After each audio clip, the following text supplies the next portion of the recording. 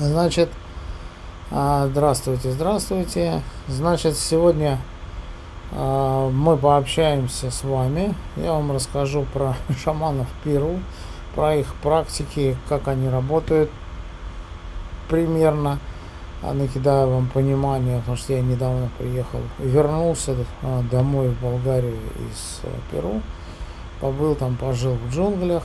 Ну, в общем, была очень интересная история, про нее буду много рассказывать, много людей просили, но буду записывать видео или выходить в эфир.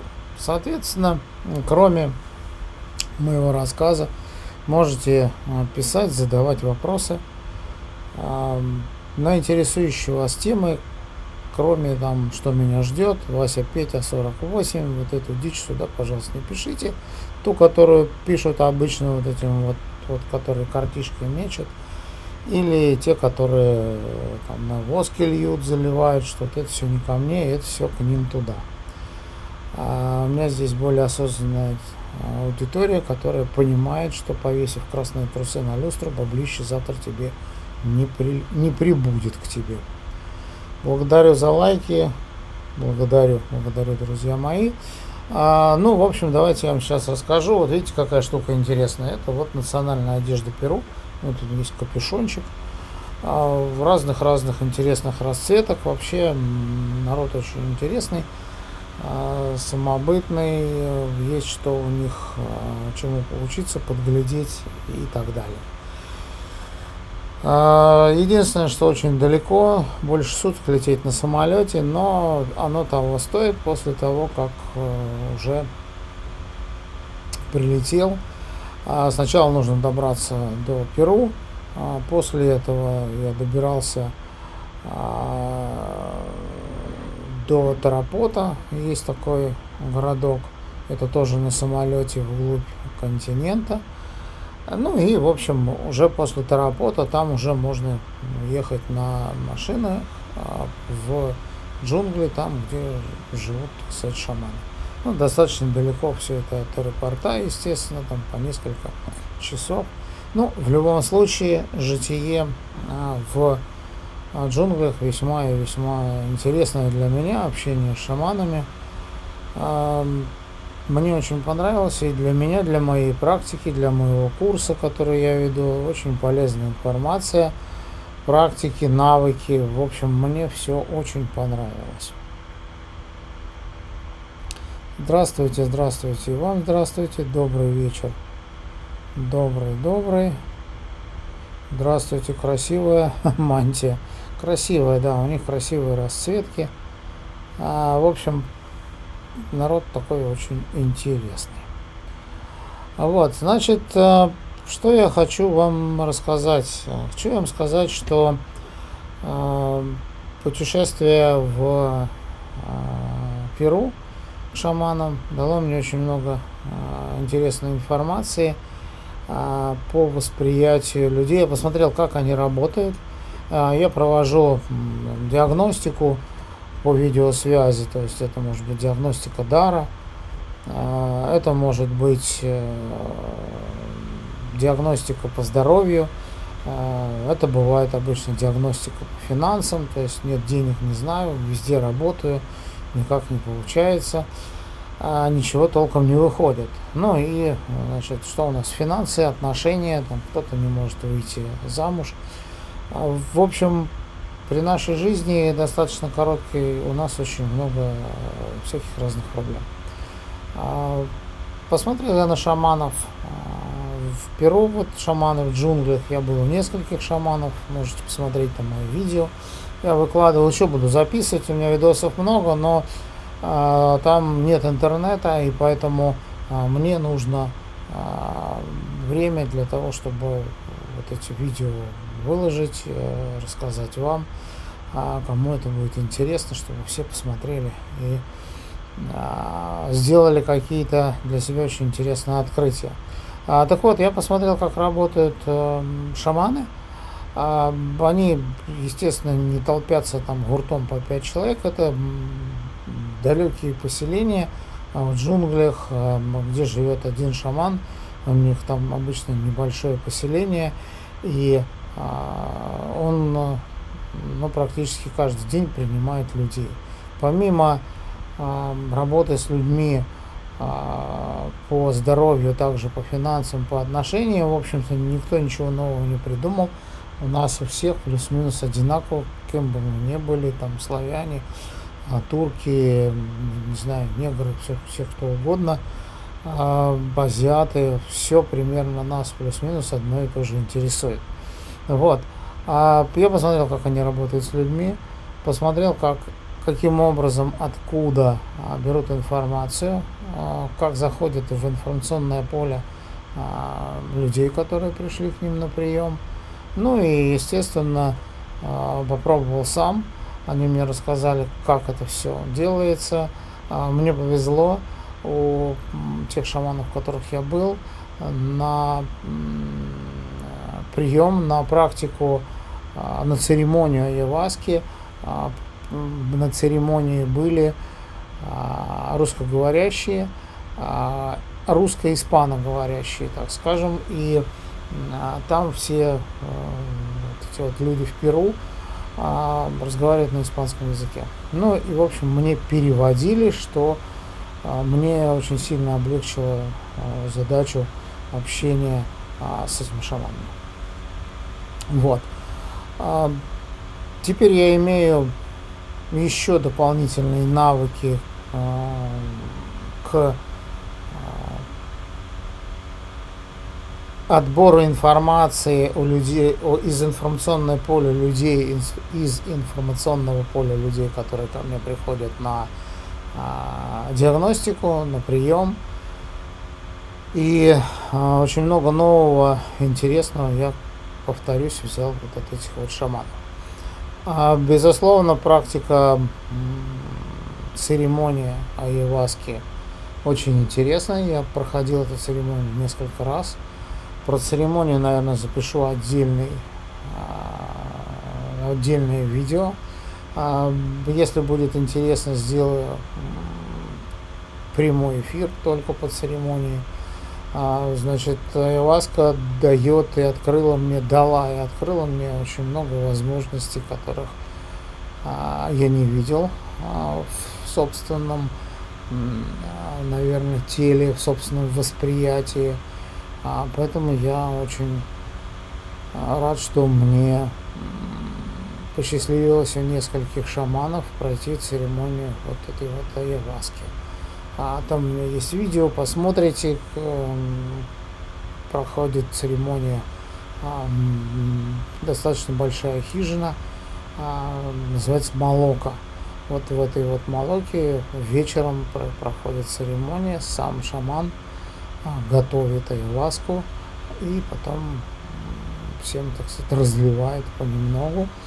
В общем, запишу видео, есть у меня готовое, выложу. Кому интересно, пишите, можно будет сделать прямой эфир, расскажу, как проходит, сколько стоит и все остальное. В данный момент мы ведем речь о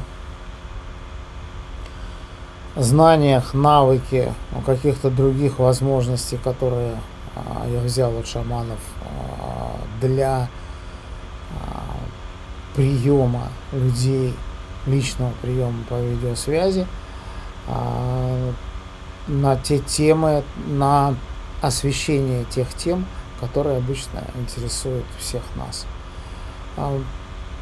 Поэтому приглашаю на диагностику, на прием, как хотите называйте, кому интересны эти вопросы. Запись сейчас идет на апрель месяц, поэтому как-то вот постарайтесь, кому опять же это интересно.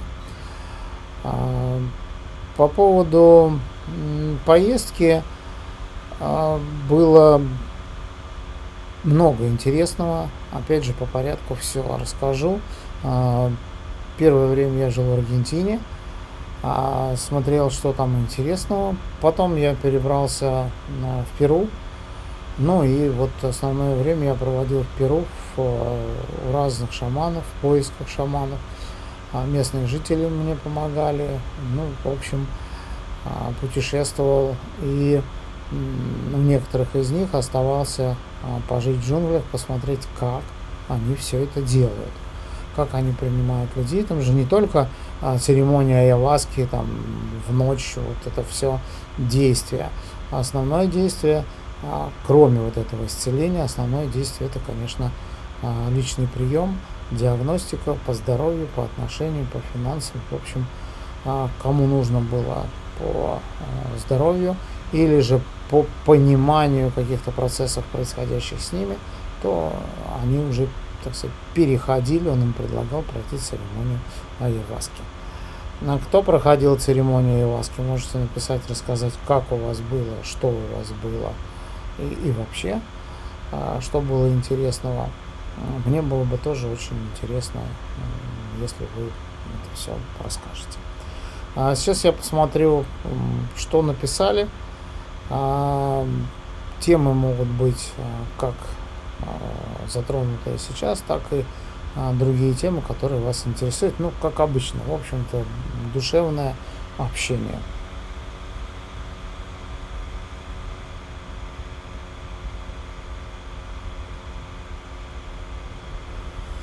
В каком городе принимаете?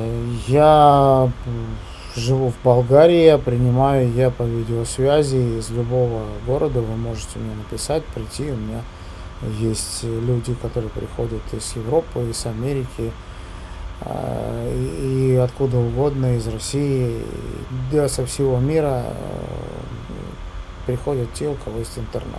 А сейчас, наверное, интернет есть у всех. А живу я в Болгарии. Добрый вечер, добрый.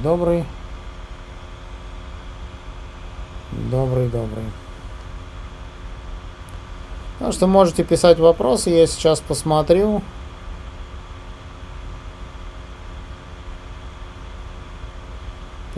Почитаю. Добрый вечер, добрый и вам. Здравствуйте, почему вы выбрали путь шамана? Ну, наверное, он меня выбрал, этот путь шамана, потому что у меня была травма, перелом позвоночника, и тельце не выдержало и умерло. То есть я пережил клиническую смерть. После клинической смерти мне пришлось вернуться, мне как душе пришлось вернуться в это тело по причинам, которые я уже озвучивал, рассказывал. Я открыл глаза и в морге увидел кучу всяких персонажей, которых я до этого не видел. Я начал с ними общаться. В общем, мне нужно было понимать, что я теперь, кто я теперь, чем я могу заниматься, как это все делать. В общем, я был в поиске, стандартный набор, в поиске учителей, которые мне подскажут, как все это сделать и как правильно это сделать. Я лечился, позвоночник наши врачи вылечить не могут, не умеют. Меня возили по разным закоулкам, по разным деревням, по разным целителям, знахарям, которые что-то могли. Мало, конечно, кто из них что-то мог, но в любом случае двоих-троих мне посчастливилось познать, и они ремонтировали меня, собственно говоря, мой позвоночник. После этого я учился у них, смотрел, как они это делают, мы с ними общались, я жил у них, меня привозили и оставляли, потому что привозили меня в одеяле, так как я не мог ни сидеть, ни стоять, в основном только лежа. Вот я, собственно говоря, от них взял какие-то навыки, те, которыми они обладали сами. После этого меня увидел шаман в Монголии, пригласил меня к себе. Поездка была очень интересной, долго я добирался до него, там граница России как раз с Монголией, потом я у него жил, общался, обучался, работал с его клиентами, и я понял, что шаманизм это здорово, это не эгрегор, не надо никому молиться, поклоняться и в общем все вот эти вот действия. Я выбрал путь шамана, потом духи выбрали меня, у меня была шаманская болезнь, в общем все, что, так скажем, идет под понимание пути шамана.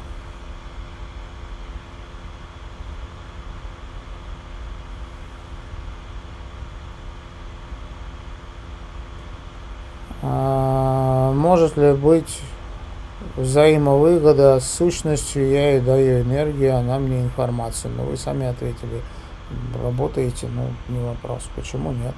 Значит, может.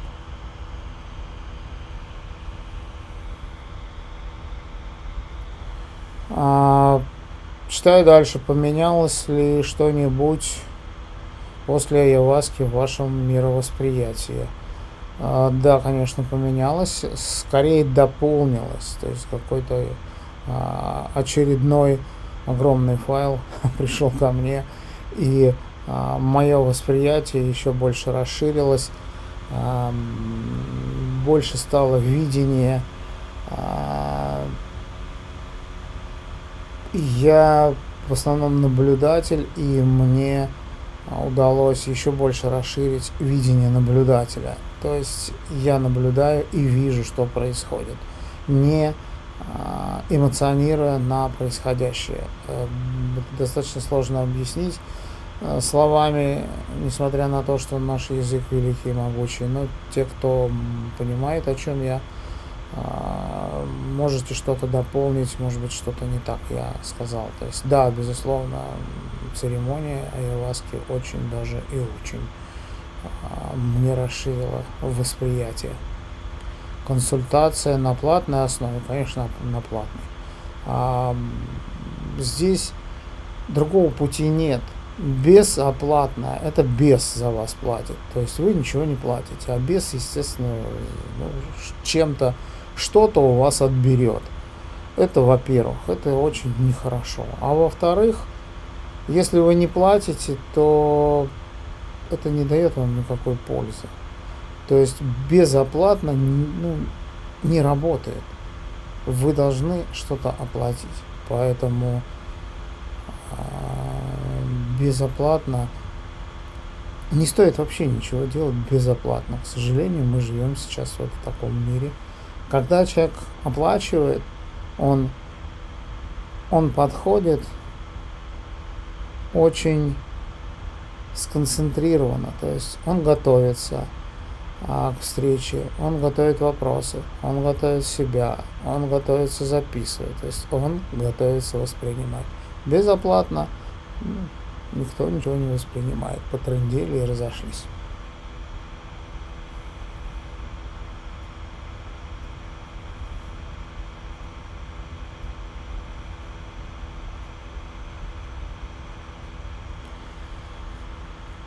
Читаю дальше. Нахожусь в нервном напряжении, как будто что-то должно произойти. Это у многих так сейчас? Да, это у многих так сейчас. Абсолютно правильно. И сейчас гораздо больше, чем раньше. Я давно работаю с людьми, но сейчас прям очень напряженная ситуация. Люди нервничают, переживают за себя, за своих близких, за свое будущее. Ну, в общем, я думаю, понимаете, о чем я говорю. Спасибо за ответ. Благо и вам дарю. Скажите, пожалуйста, как понять, что я перешел на новый уровень развития? Я не знаю, куда вы перешли и почему вы решили, что это новый путь развития. Я должен понимать, где вы были, где вы сейчас находитесь, что вы видите, как вы воспринимаете, и почему это именно сейчас для вас новый уровень развития. Если вы во власти ума, то он не даст вам никакого уровня, а расскажет вам какие-нибудь байки, ну, типа, ты там стал круче и на новый уровень перешел. Не могу сказать, приходите на прием, посмотрю и дам вам ответ. Я должен вас видеть. Читаю дальше. Снимайте побольше про клиническую смерть. Вопрос у меня, а для чего это? Для чего про клиническую смерть побольше снимать? А вообще в нашем восприятии смерть это что-то такое ужасное, страшное, хотя на самом деле это смена меры, и вы как душа освобождаетесь от собственного тела и с удовольствием идете дальше и радуетесь жизни. Вот. А снимать что именно? Рассказ про то, что со мной происходило. Я снимал, рассказывал, можно все это посмотреть. Можно провести совместный эфир, если вам интересно, вы зададите вопросы. Я отвечу на ваши вопросы по клинической смерти. Так, наверное, будет более правильно, более честно, а не реклама, не знаю, себя и своей ситуации. Если у вас есть желание, то мы можем провести прямой эфир совместно и пообщаться. Зададите вопросы, я расскажу. И я думаю, что многим будет интересно на самом деле. Либо вы подскажите, в каком формате снимать, в каком формате вам интересно, какая информация про клиническую смерть вам будет интересна.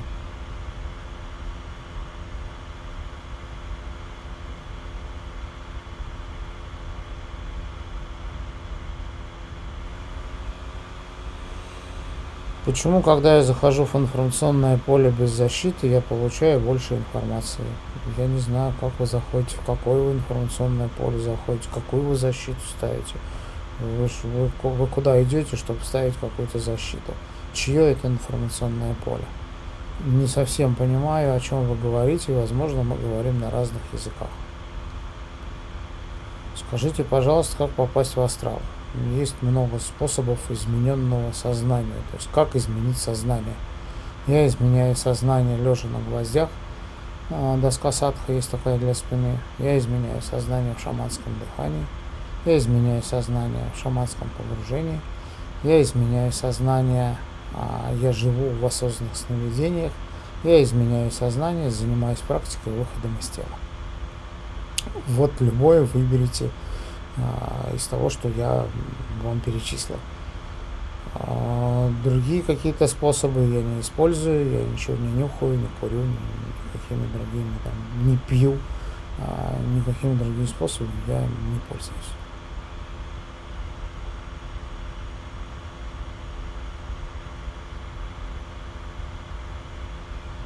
Как вы смотрите и ощущаете отстраненно от ситуации? Я наблюдаю за ситуацией, я не отстранен, я наблюдаю. Я наблюдаю, ситуация проходит под моим наблюдением. То есть я не внедряюсь в эту ситуацию, я не начинаю играть в этой ситуации какую-то роль. Это просто, я просто наблюдаю за ситуацией. И наблюдая, это как получается, как с дрона. Я вижу все и могу определить и выдать огромное количество информации об этой ситуации. Ситуация с людьми, еще с чем-то. Это не отстраненная, это ситуация наблюдения.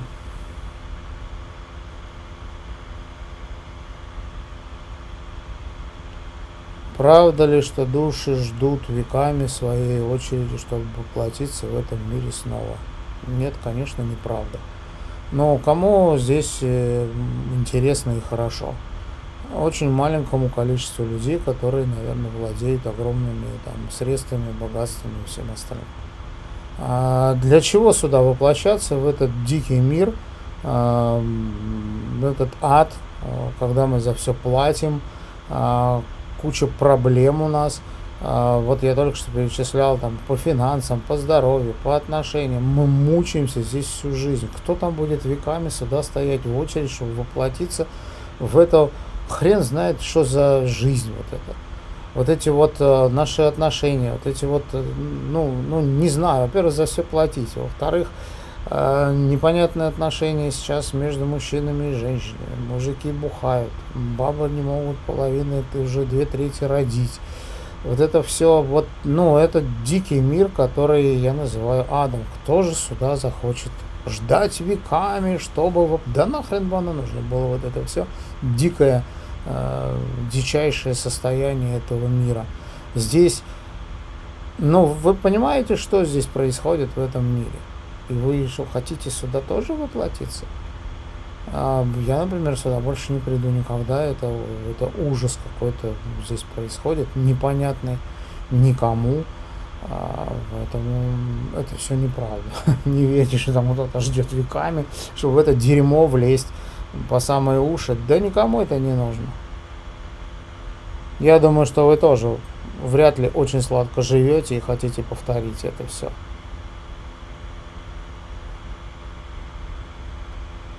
Наш мир иллюзия. В какой-то мере, да. Во-первых, как мы его воспринимаем, таков мир и вокруг нас. А если мы пропускаем через себя и вот человек курит, сволочь, а я вот не курю. Если мы делаем проекцию на него, то это иллюзия, он хочет, что он курит. Это его личное дело. Что такое целостность? Целостность это наблюдатель. Состояние наблюдателя. Постарайтесь поймать эту штуку, научиться быть наблюдателем, и тогда вы не будете рвать душу, так скажем, или тратить свою энергию на всякую ерунду, там, вот там сосед набухался, вот там чья-то собачка там лает, вот там еще что-то Маня пришла, сказала, у нее помидоры завяли, а Таня сказала, что ей тут 2 недели зарплату не выплачивают, а по телеку сказали, что где-то там померли коровы. Вот это вас разрывает и сливаете энергию на всякую хрень, вместо того, чтобы думать о себе и все все внимание обращать в себя. Вот как бы целостность это будьте наблюдателем и не парьтесь по поводу, не тратьте себя на мелочи. Создатель это он или она, не то и не другое. Что такое создатель? Я не понимаю, что это такое. Это все религиозная какая-то хреновина. Что такой создатель? Кто его знаете вы его? Кто такой создатель? Что он создал? Он нас создал или предшествующей цивилизации? И где он сейчас это создает? Все от ума. Кто такой создатель? Вы сами себе все понапридумывали. Мы сами себе все напридумывали, а теперь паримся и не знаем, что это такое. Придумали себе всяких богов, башков и прочее всякого хрена. Создателей. Но кто-то же сделал этот мир. Но что было раньше, курица или яйцо? Разберитесь сначала в себе, а потом будете уже... Вот поверьте мне, вот нахрен не нужно будет вот это вот кто-то создатель, это он, или она, или это оно. Вы никогда не получите ответ на этот вопрос. Лучше ищите в себе что-то интересного. Сейчас во всем мире дальше все будет хуже и хуже, к сожалению. Поэтому нам сейчас, живущим здесь, нужно собраться, что-то сделать, в себе собраться, не гуртом собраться и куда-то идти, а в себе собраться и понимать, кто мы, что мы, куда мы идем и как себя более-менее обезопасить от всяких неприятностей, которые происходят, которые мы знаем, что в общем происходит.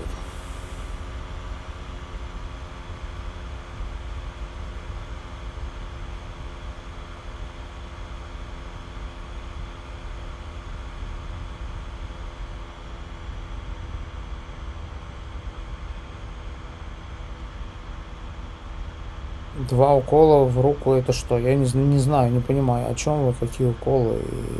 Либо дайте понимание, чтобы я понимал, о чем вы. Не понимаю.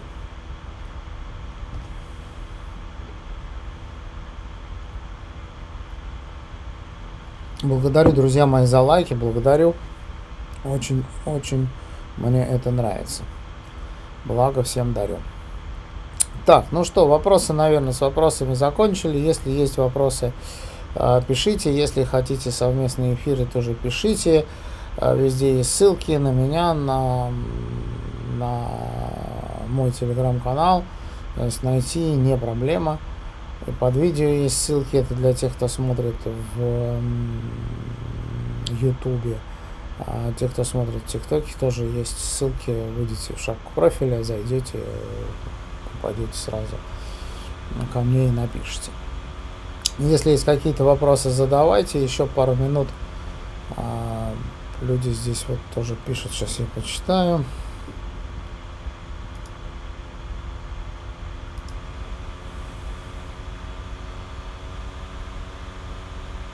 Регресс это опасно, скажите, пожалуйста, пропустил ваш ответ.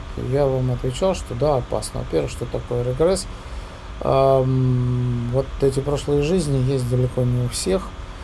И вас заводят, всех, кто вот вы ходите в регресс, заводят в эгрегор, который вам якобы что-то там показывает. Это очень похоже на медитацию.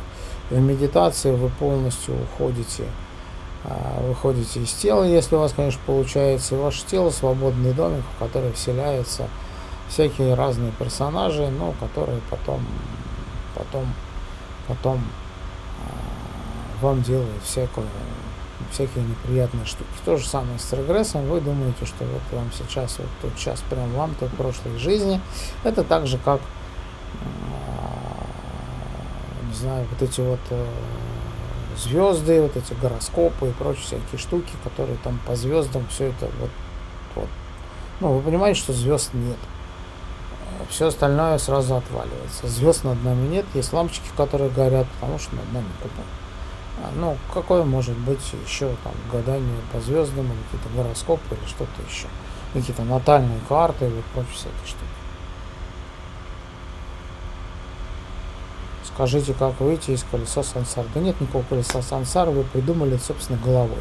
Ну, не вы, а мы все придумали вот эту ерунду, в нее поверили.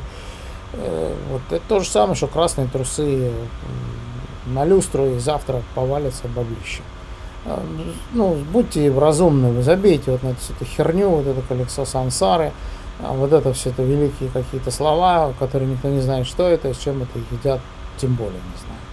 Поэтому нет никакого колеса сансары. Если вы хотите, если вам все плохо, значит вы просто не живете не своей жизнью. Если все у вас вот в колесе, в кольце в этом, значит вы живете не своей жизнью. И вам показывают это, что алло, блин, ну не туда ты прешься, вот не туда и все, вот не это твоя жизнь. Поэтому, вы знаете, наверное, каждый третий или четвертый из тех, кто приходит ко мне на консультации, на прием, вот у всех вот у этих вот людей вот такие же мучения, и они думают, что там какие-то колеса какой-то сары. На самом деле вы идете не той дорогой, вы живете не своей жизнью, и вам это показывают. Пытаются, чтобы вы как-то вкурили, что не туда, ребята, идете, не туда.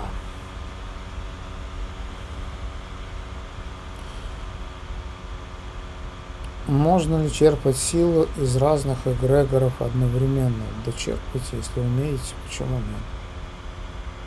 Только потом эгрегоры вам за это попросят с вас оплату.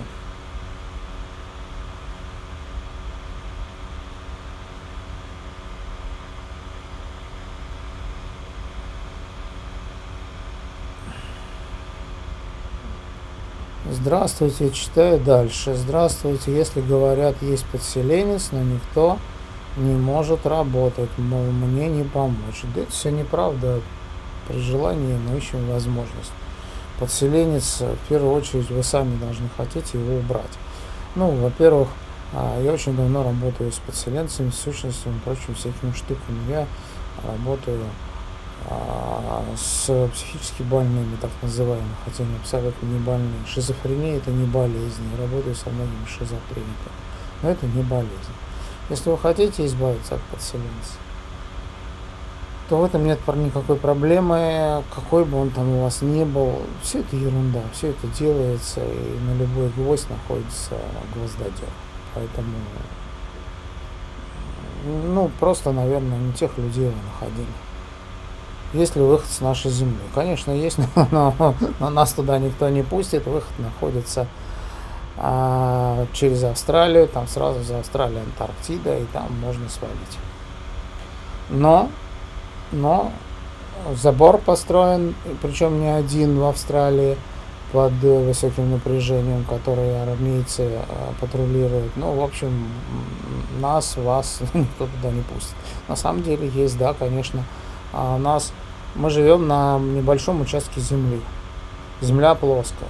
А рядом куча других земель, ну и которые более там развиты, прилетают там их летающие там аппараты, которые мы называем там инопланетные тарелки и все остальное. Нет никакой инопланетной, они все рядом. Наша Земля плоская, как соты. Вот на участках Земли огромное количество. Вот на одном из них живем мы, еще и закрыт куполом. То есть это некий концлагерь, испытательный полигон. На нашей планете все выгребли, все практически полезные ископаемые, наваляли кучу хлама, который мы называем горами, горы. Нет никаких гор, это все навалено. Где шахты, вы все прекрасно видели, вот эти терриконники дымящиеся, это наши типа вулканы. Ну, это вот сейчас все там происходит, реакция. И никакие это не вулканы, обыкновенная реакция вот этого высыпанного, обогащенного металла, этот материал себе забрали, а этот мусор высыпали. Кто это делал? Ну, это совсем другая история. Поэтому выход есть.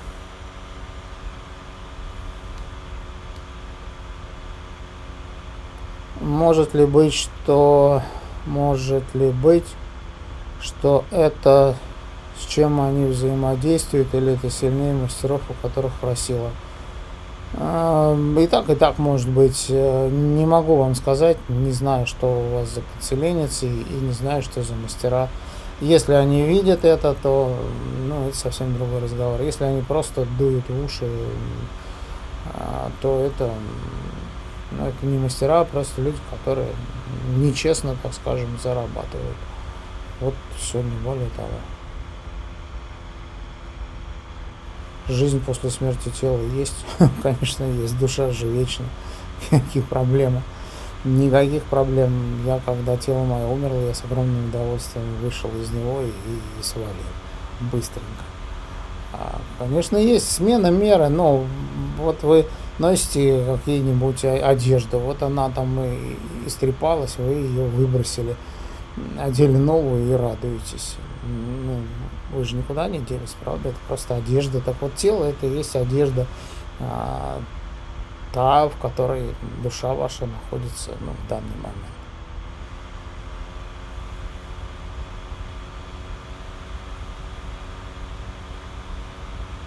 Что дальше? Карма пишет опять. У нас мир как матрица. В основном, да. Наши мысли создают все, что вокруг. По большому счету, да. Может быть, не все, но в большинстве своем, да. Если мы считаем, что мы никчемные и вообще мы полная хрень, то да, мы будем полной хренью. Если мы считаем себя какими-то людьми, которые могут чего-то достичь, для, опять же, какие-то блага получить, то мы их получаем и достигаем. Где вы живете? Вот у меня вопрос здесь с Ютуба. Я живу в Болгарии. Я принимаю через интернет, поэтому разницы никакой нет, но я живу в Болгарии. У вас такой красивый фон. Там много интересного. Всякие черепа, которые дают силу. Вот у меня есть дракон, потому что видите, над моей головой красный. Потому что мне, как скажем, при посвящении в Монголии, мой учитель шаман дал прозвище, так сказать, имя Красный Дракон. Вот я теперь Красный Дракон. Вот то, что там висит, там, это шаманское зеркало, которое я использую, когда работаю. А дальше там рамочка палочки, это биолокационные рамки, с которыми я тоже работаю, вот эти штуки, которые так делаю. Вот эта повязочка, это постоянные магниты, которыми я тоже пользуюсь для оздоровления. И, собственно говоря, тут и бубны, И все, это все мое. И вот шаманский костюм, который я иногда использую для каких-то ритуалов. Надеюсь, ответил на ваши вопросы. Ну, дальше там это все это на шкуре, висит шкура. У меня много интересного привез с Аргентины, с Перу. Есть вот такие вот интересные штуковины. Ну, много всего интересного. Я когда-нибудь буду показывать вам, рассказывать, что это, зачем это. Но я надеюсь, вы примерно понимаете, кто это вот нужно так повесить. И вот вместе с ним, вот с этим персонажем принимать людей. Или что-то другое делать.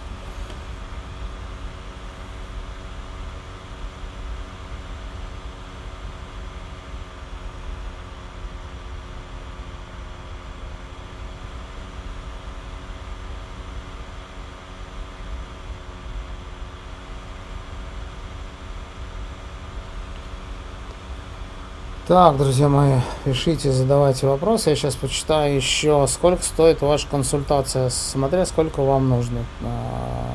Час стоит 180 евро. Если у вас там какой-то вопрос небольшой, и вам достаточно будет там 30 минут, то, соответственно, это будет 90 евро стоить. Ну, а там сами пересчитайте, валюту я не знаю, откуда вы.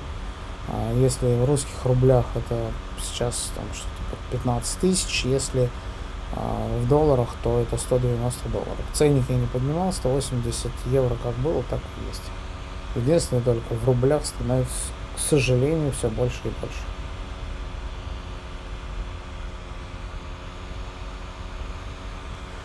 Я прям знаю, что это не моя жизнь, но чувствую воздействие. Но надо, значит, убирать, ищите того, кто вам зайдет, придет и вам поможет. Здравствуйте, и вам здравствуйте. Скажите, недавно начал видеть силуэты, запахи усилились от людей, розовый поток. Что это? Это взаимодействует с вами энергоинформационные субстанции или духи, как я их называю, которые хотят через вас взаимодействовать здесь с нашим миром, потому что вы уплотненные, а они нет. Ну, проще говоря, они пытаются найти с вами связь, ну и вы получите некие там, сверхспособности, дар, там, как хотите.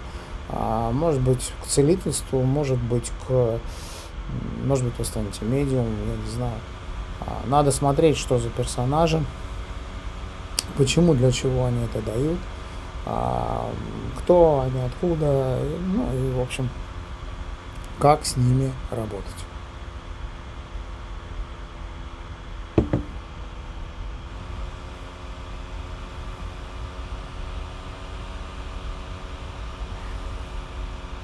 Вы проводите шаманские практики? Да, провожу. От пьянства тоже помогаете избавиться? Да, но только работаю с тем человеком, который попал под воздействие алкоголя. Никакие там присушки, отсушки, там заговоры, наговоры, там жена, мама пришла, вот там фотография, там ему, этим я не занимаюсь. Если человек сам придет, то да. Книга Велеса — это миф или нет? Михаил, я думаю, что это миф.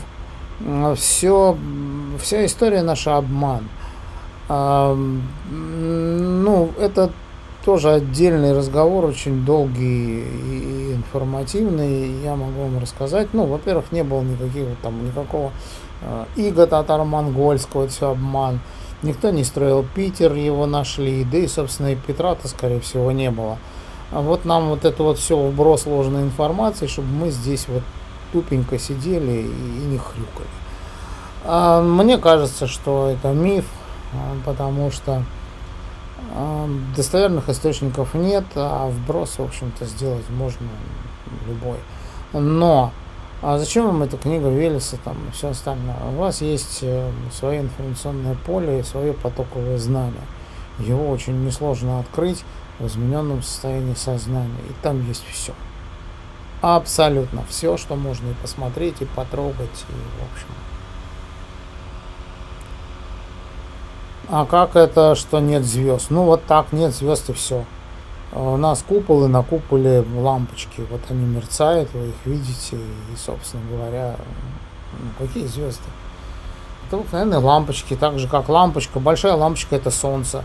А Луна это проекция, которую мы видим. Ну вот давайте будем трезветь, выходить из морока, который нас тут засунули давно и надолго.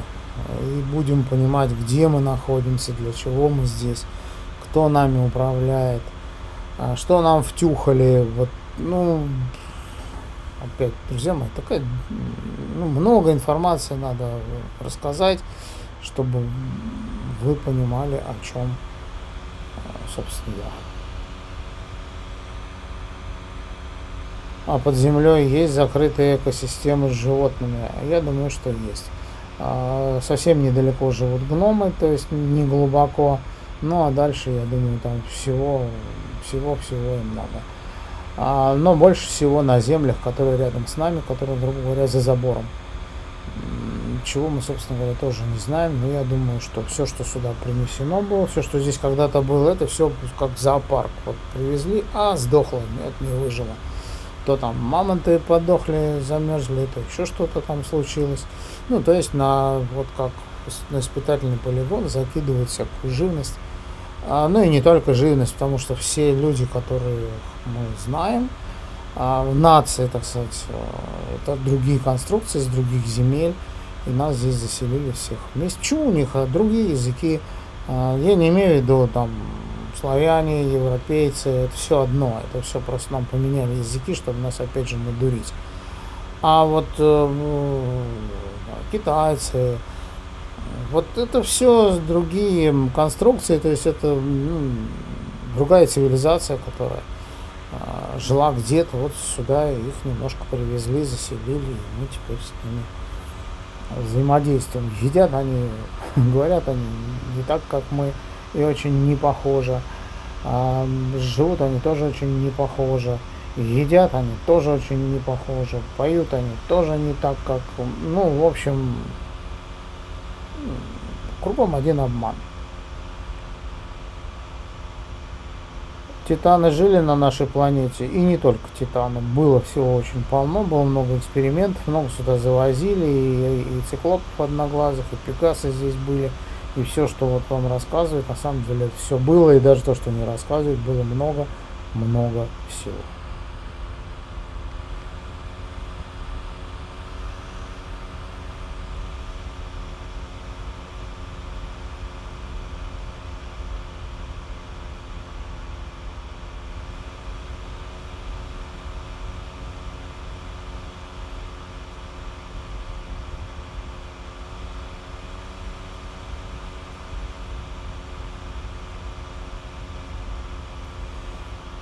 Привет вам из Баку, привет вам из Болгарии. Вы работаете с духами мертвых. Если сказать коротко, да, работаю. Но если разбираться более подробно, то что такое духи мертвых? Вот вы просто, если где-то услышали, то переведите мне, что это такое духи мертвых. Что за духи мертвых? Духи мертвых людей, так мертвых людей закопали или сожгли. Вот давайте будем понимать, что такое духи мертвых. Напишите мне, что это такое.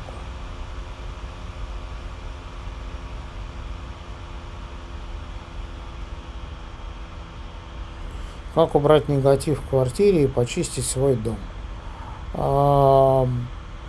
Если хотите сами, то вам нужно будет свечку, по которой вы будете ориентироваться. То есть сначала нужно какой-то предмет, который будет обнаруживать негатив. Я работаю с рамками, вот, которые за мной висят, и свечка как некий индикатор. Рамки очень хорошо работают.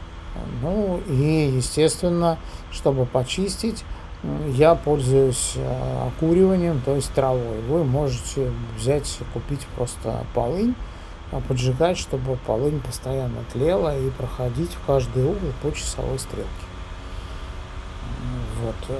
Найдите этот негатив, где он, вам покажет свеча, или если вы купите себе рамки и настроите их под себя, чтобы они начали у вас работать.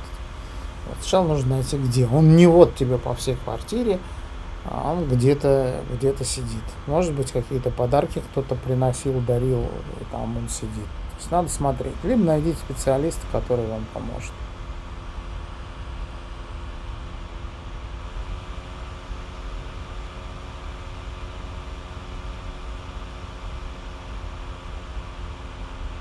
Хиромантией тоже занимаюсь. Что такое хиромантия? Напишите, пожалуйста, что это такое.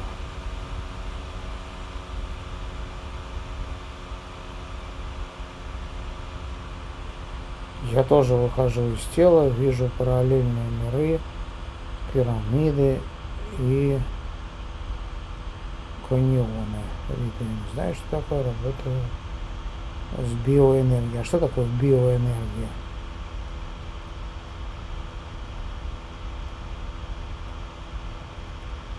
Как можно научиться шаманским практикам? Кого посоветуете посмотреть или что почитать? Ничего не советую не смотреть, не читать, это все хрень. Никого не читайте, никого не смотрите. Если для вас есть люди, которые вещают что-то, которое вам заходит, вот идите к этим людям, и они вас научат шаманским практикам. Я даю шаманские практики у себя на курсе, обучаю этим шаманским практикам, обучаю целительству, обучаю людей. То есть люди становятся целителями. За 2-2,5 месяца люди становятся целителями, те, кто, ну, так скажем, обладает даром. И уже через 3 недели, обучаясь на моем курсе, ученики, студенты начинают зарабатывать. Целительство и очень хороший заработок, это стоит вот все это вот равно хороший заработок. То есть вы должны быть тоже в тонусе. И люди, которые не платят, люди, которые любят халяву, вы никогда с ними ничего не сделаете. То есть они так и будут всю жизнь ныть, болеть. Ну, в общем, вот все всегда у них не так. Поэтому найдите кого-то, или ко мне приходите, у меня сейчас начнется набор на курс. В общем, пишите по ссылке в шапке профиля.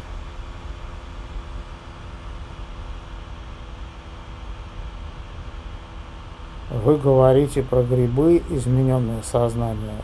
Я перечислил те способы, которыми я вхожу в измененное сознание. Это шаманское дыхание, шаманское погружение, доска садху с гвоздями для спины, осознанное сновидение и выход из тела. Ни про какие грибы я не говорил.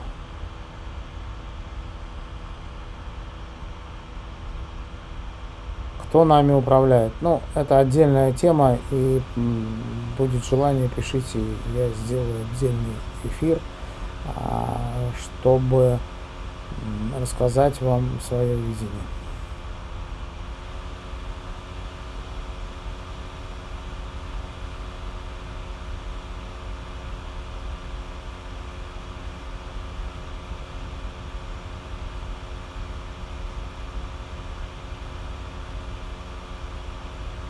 Ад или рай существует? Нет, не существует, но если только здесь, на нашем участке земли, не считать это адом. Но это все придумано всякими попами и прочими персонажами.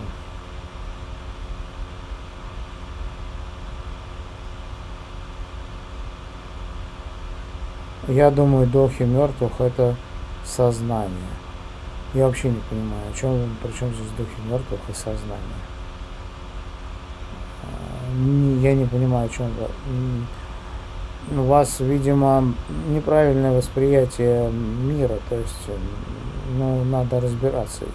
Вы вообще говорите, я про зеленое, а вы про трактор.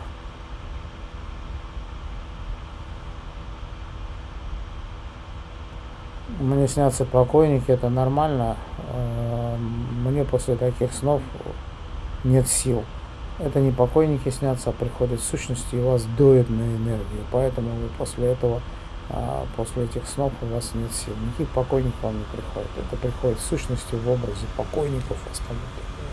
Ну и пожрут вас и уходят. Ну, жрут там, не ноги, руки вам отгрызают. Они питаются нашей энергией, которую выкачивают через негативные эмоции. Там снятся покойники. Вы, естественно, выбрасываете энергию через эмоции. Вам страшно, неприятно, еще что-то. Ну, поэтому они приходят вас покушать.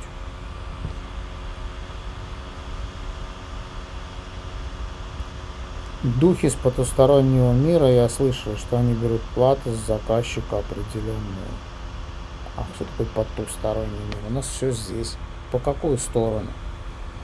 У нас все здесь, информационные поля, как пирог. По какую сторону?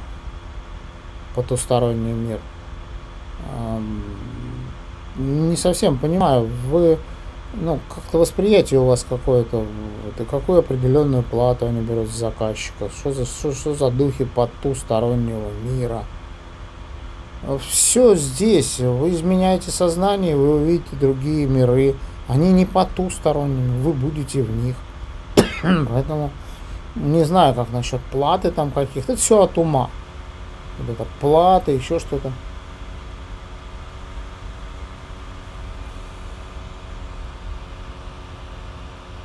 Если у астрале атакуют, как защититься? Смотря кто атакует и в каком астрале вы находитесь. Для чего вы там, с кем вы там, по какой причине вы туда пришли.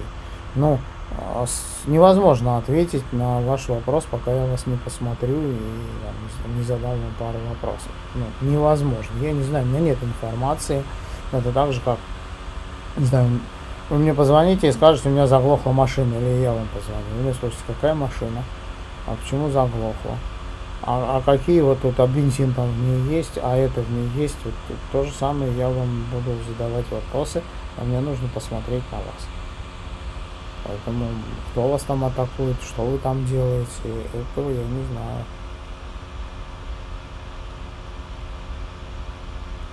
Добрый вечер, я работаю в больнице, я иногда чувствую присутствие смерти. Это нормально? Ну, это вам ум дает в первую очередь почувствовать присутствие смерти.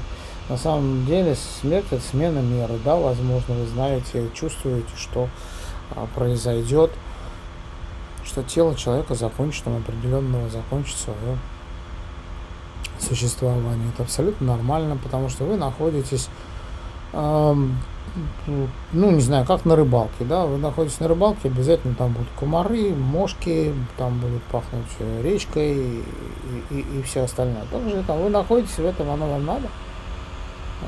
Вот это оно вам надо.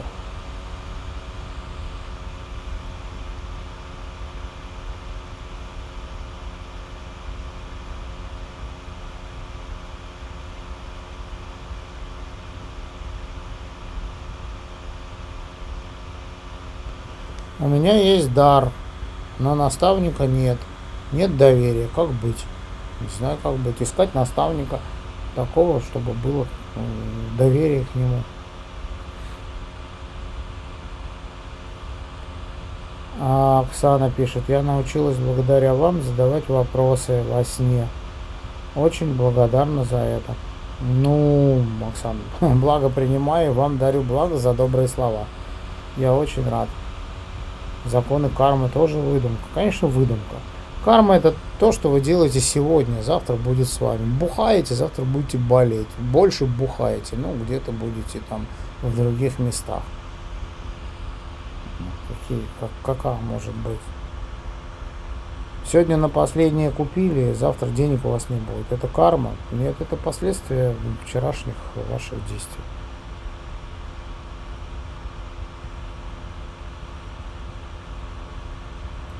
Если вижу во сне, как меня несут в жертву крокодилам, что это может быть? Вот во сне и спрашиваете, я же не в вашем сне.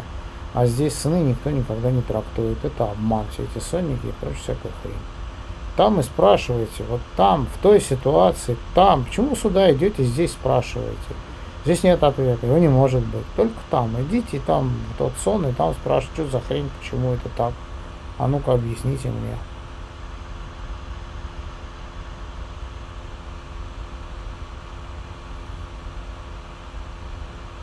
Другие миры это не выдумка. Измените сознание, вы увидите все.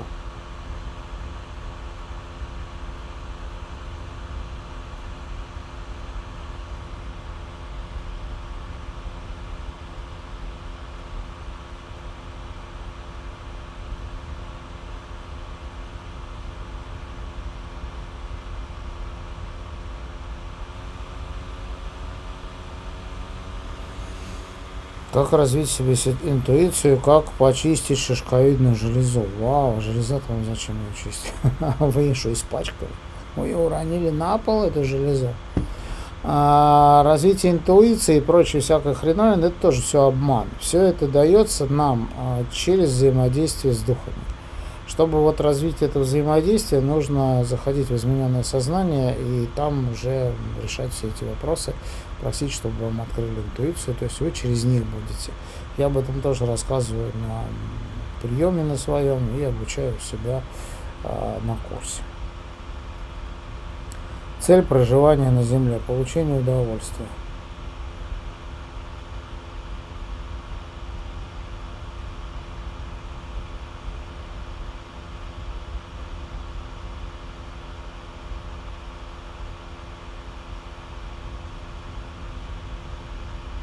Подскажите, пожалуйста, почему по-женски может расти миома? Пью алкоголь, не пью алкоголь, веганка. Ну, никакое отношение к алкоголю и к мясу миома не имеет. Но либо какие-то доброжелатели вам это сделали. Но все это убирается, все это несложно и никаких проблем. Надо найти причину, надо найти первоисточник и устранить, и все. И все сразу пройдет. Но обычно нас ходят к врачам, ну и там со всей вытекающие. Ну, врачи не знают от чего. Ну, в общем, не зависит это ни от мяса, ни от алкоголя. Это все тоже придумано. Я не знаю, кто вы, каковы ваши вибрации и восприятие мира, поэтому я не могу вам точно ответить, как это все убрать. У меня дочь умерла год назад. Почему дочь не снится? Не хочет и не снится. Хотите заказать сновидение, моделируйте ситуацию и с этим намерением заходите в сновидение. Или приходите ко мне, например, я вам расскажу, как это сделать. Если не сможете сами, я проведу с вами сеанс и пообщаетесь с дочерью без проблем. Покойных нужно поминать. Каких покойных? Которых закопали, что ли? Вот этих вот, которых вот там вот утилизированы, ну кого будете поминать? Душам, которые ушли, вы нафиг не нужны. Им и так там хорошо. Кого поминать? О чем поминать? Ну, нужно, ну хотите поминать, ну то есть вы поймите, что такое покойное. Что это покойное? Это тело, которое сдохло. Его отнесли, и вот, ну, у всех оно было, есть и будет все это с нами. Таков здесь вот закон на этом участке земли. Вот тело прекратило жизнь, его, чтобы оно тут не разлагалось, не воняло, вы просто вот будьте в сознании, нормально откройте глаза. Чтобы оно тут не воняло, его быстро надо утилизировать. Лучше всего это, конечно, кремация. Но иудейская церковь, которая пришла к нам 200 лет назад, они нас заставляют хоронить в землю, что, в общем-то, очень неправильно, и, ну, в общем, это тоже другая история. Так кого? Те, кто кого-то там в землю, ну, это, ну, вы же не поминаете свои старые джинсы, которые вы выбросили, там, туфли, у которых сломался каблук, и никто не хочет чинить. Ему приятно будет этому каблуку или этой туфле, чтобы его... Ну, это ничем не отличается. Если вы хотите пообщаться с душой, то ее не надо поминать. Опять же, ну, у меня есть сеансы встречи с ушедшими, то есть это с душой ушедшего. Она будет, так сказать, вы ее встретите, она будет в том образе, в образе того тела человека, которого вы знали. Так что, хотите, поминайте. Там старые джинсы, которые вы выбросили там 5 лет назад. майку какую-нибудь разорванную, вот поминаю тебя, маечку мою хорошую, мне так было хорошо, ну и всплакните еще там что-нибудь. Это все, конечно, шутка, не обижайтесь, но я надеюсь, вы услышали меня.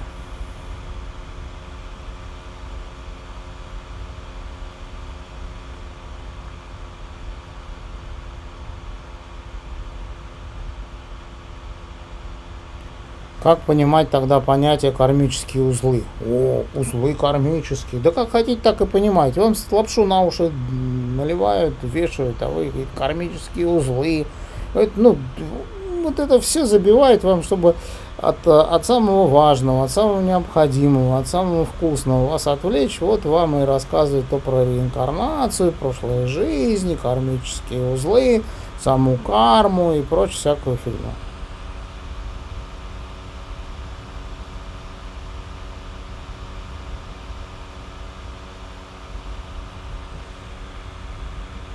Миома по психосоматике идет как ложная беременность? Нет, абсолютно никакого отношения к ложной беременности это не имеет. Что такое психосоматика, я тоже не знаю.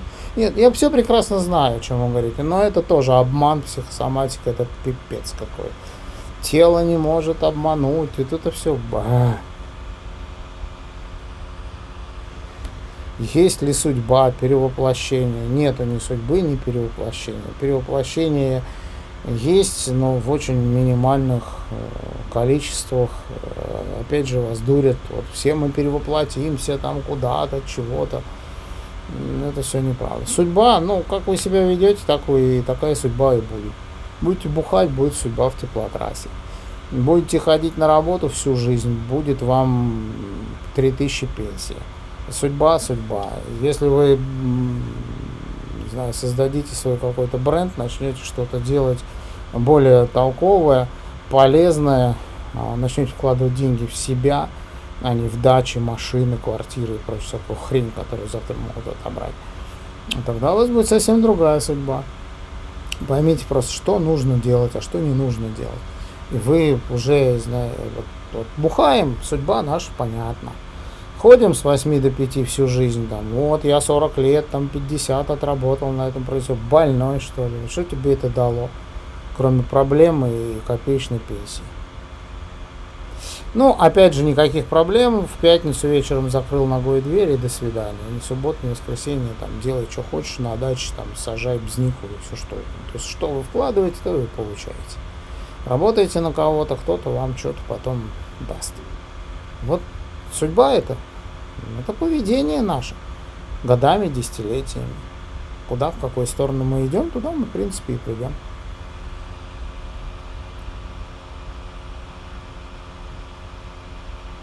Благодарю, благо принимаю.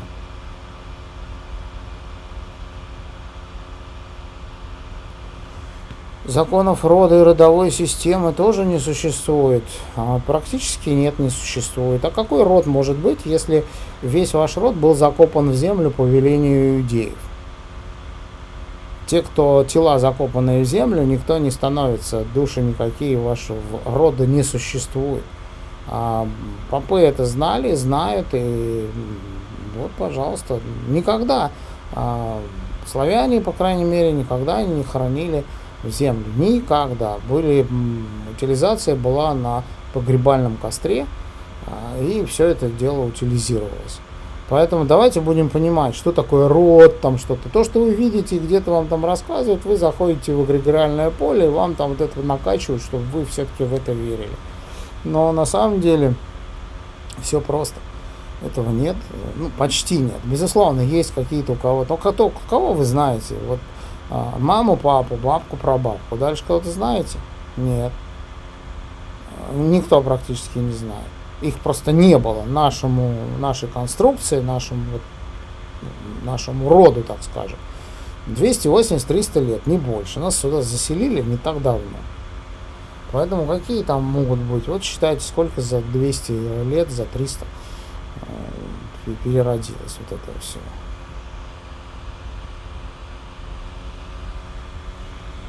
Как избавиться от зажоров на ночь? А зачем избавляться? Это удовольствие, вот и лопайте. Оно вам мешает. Кто сказал, что на ночь есть нельзя? Ну, кто сказал, кто вот эту всю херню придумал? Ну, конечно, не то, что вы там налопались, аж спать невозможно. Нет, конечно, это тоже. И днем это нехорошо, и утром нехорошо, когда ты обдолбился так, что аж прям глаза вылезают. А так, ну, нравится вам и кушайте, если это не мешает. Существуют ли рептилоиды? Да все существует.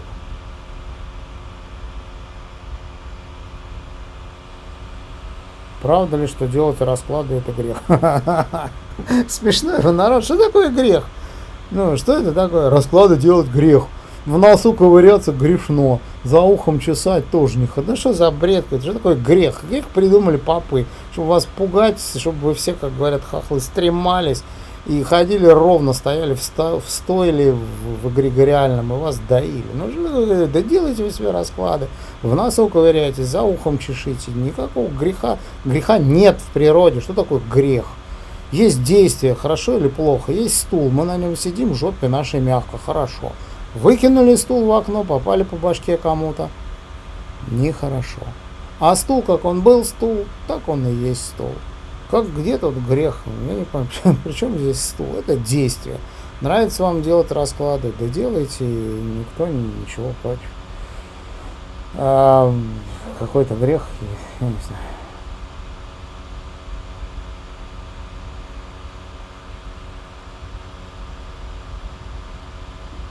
Кремация обязательно должна быть с ритуалом. С каким ритуалом? Ну какая разница?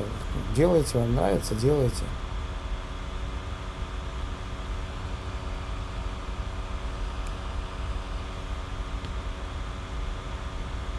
Как правильно раскреститься, или нужно что что и нужно ли это делать? Не нравится, хочется, делайте.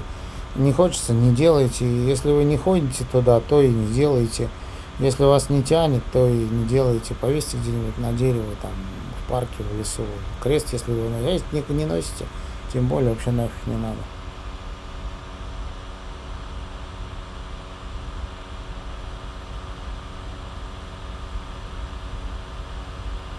Кто знает, что я делаю расклады, говорит, что это харам. А меня осенили, благодарю. Забейте все это, это все делайте, нравится вам, делайте, что-то получаете с этого. Ну, то есть делаете расклады, получаете информацию, делайте, получаете, раздавайте людям, как говорится, нравится и вперед. А что есть истина? Да нет никакой истины. Все это тоже думки-придумки.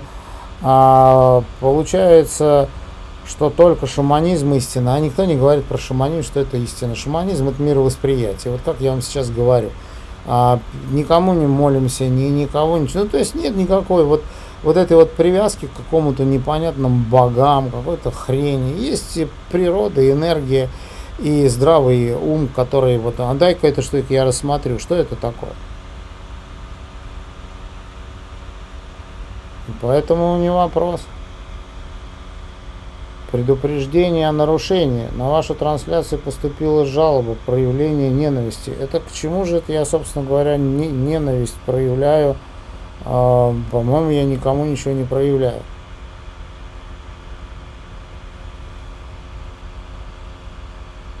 Не знаю, что тут, чего, какие тут приписал ненависти. Давайте закончим тогда на ненавистях. Вот поблагодарите того, кто написал жалобу на вот эти ненависти. Кому-то там не понравилось делать второй или еще что-то, делайте все, что хотите. На сим я закончу. Поблагодарите того, кто написал вот эту вот кляузу, хрень какой-то. Если вы не умеете общаться, не переходя на личности, то вперед, все, дело ваше. Все, друзья мои, благодарю.